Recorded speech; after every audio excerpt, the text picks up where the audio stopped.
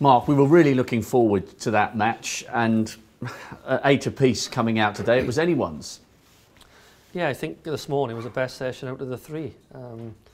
You know, when the pressure was right on, I produced my best stuff, which, you know, was unbelievable, really. So, I mean, you know, people can question my game or whatever I do, pots or whatever, but they can never question my bottle when I need it. And, you know, I needed it there.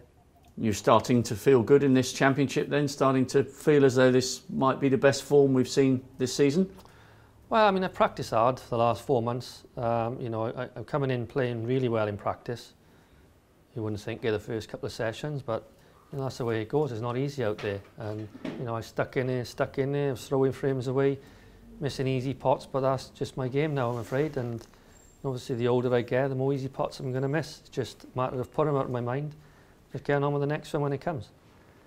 Of course, we know both of you have won the world title, but Stuart hasn't been back in the quarters since he won it in 2015. He hasn't got a brilliant record here, other than the year in which he went all the way. Surprising, perhaps, that he hasn't got to the last 8 since. Well, it's you know, it's the most difficult tournament to win for anyone. I think, you know, before I won it in 2018, I probably had the same record. I probably didn't get the quarters for years and years. I don't know, you'll have to check, but you know, it is a difficult tournament to win. And you know, the more years you come back and people like you remind him that you haven't been to the quarters, it gets even harder. Back onto you then. You are in the last 8.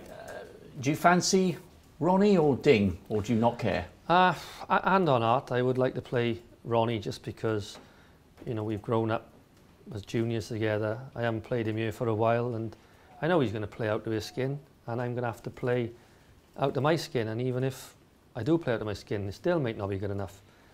Nobody's expecting me to beat him if I play him. All the pressure's on him.